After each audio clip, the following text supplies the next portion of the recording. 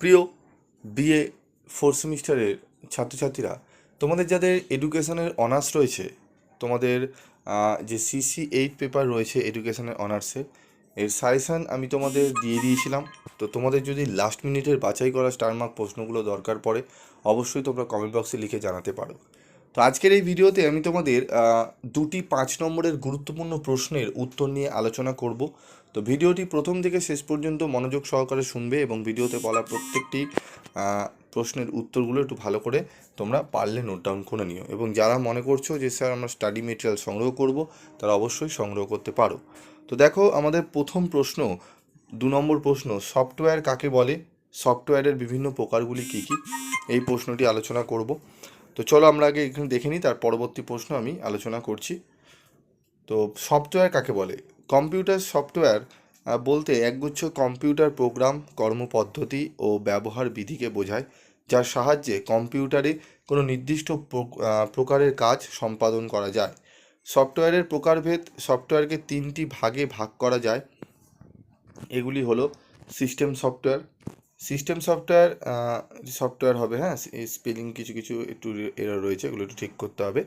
System software একটি computer software যেটি নকশা করা হয়েছে কম্পিউটারের হার্ডওয়্যারকে পরিচালনা করার জন্য এবং অ্যাপ্লিকেশন সফটওয়্যারকে কাজ করার উপযোগী পরিবেশ প্রদানের জন্য। অ্যাপ্লিকেশন সফটওয়্যার বা কম্পিউটার অ্যাপ্লিকেশন বলতে বিশেষ ধরনের কম্পিউটার প্রোগ্রামকে বোঝায়, যা মানুষকে কোনো বিশেষ ধরনের কাজ সম্পাদনে সহায়তা করে। একটি কম্পিউটার সফটওয়্যার যেটি ব্যবহারকারীর প্রয়োজন অনুযায়ী এবং নির্দিষ্ট কাজ সম্পাদনা এক বা একাধিক করতে ব্যবহারকারীকে সহায়তা করে থাকে। একে শুধু অ্যাপ্লিকেশন বা অ্যাপ বলা হয়।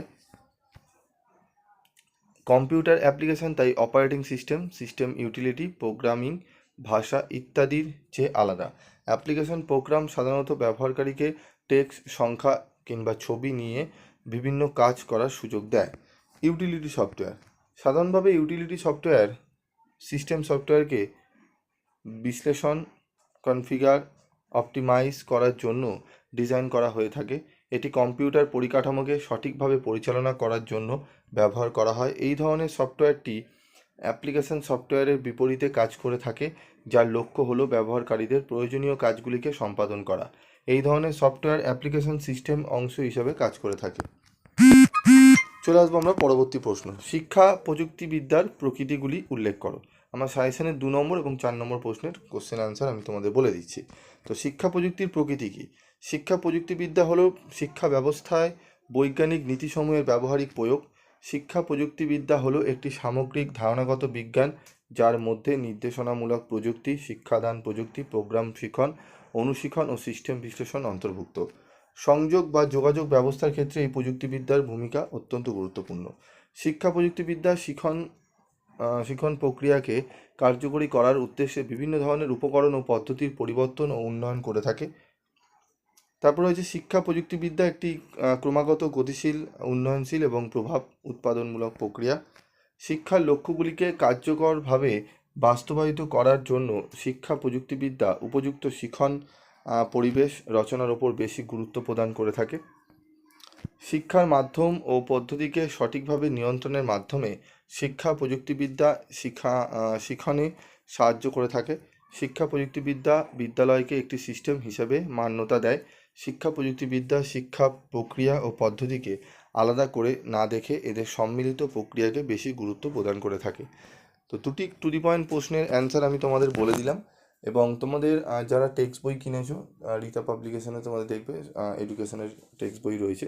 তো সেই টেক্সট বই আমরা পড়ানোর সময় করে থাকি এবং আরও অন্যান্য বই রয়েছে, সেগুলো তোমরা আশা করি কিনেছো। যারা কেনোনি তাদের জন্য বিশেষ করে নোটসগুলো তৈরি করা হয়, কারণ কম সময়ে তোমরা কতটা কী লিখবে, কতটা বাদ দেবে, বা প্রশ্ন কোন প্রশ্নের অ্যান্সার কোথায় তোমাদের খুঁজতে সময় লাগে, তাই জন্য তোমাদের নোটসগুলো সেইভাবে আমরা ক্লাসে যেগুলো আলোচনা করি সেগুলো নোটস আকারে তোমাদের কিন্তু তুলে ধরি। তো তোমরা দেখে নিলে এই প্রশ্নের উত্তরগুলো তোমরা একটু ভালো করে নিও। আশা করি তোমরা অনেকটাই উপকৃত হবে। এবং যদি তোমাদের অন্যান্য সাবজেক্টের এরকম কোশ্চেন অ্যান্সার লাগে, অবশ্যই তোমরা কমেন্ট বক্সে কমেন্ট করে জানাবে। আজকের মতো এটুকুই, দেখা হচ্ছে পরবর্তী ভিডিওতে। সকলে ভালো থেকো, সুস্থ থেকো।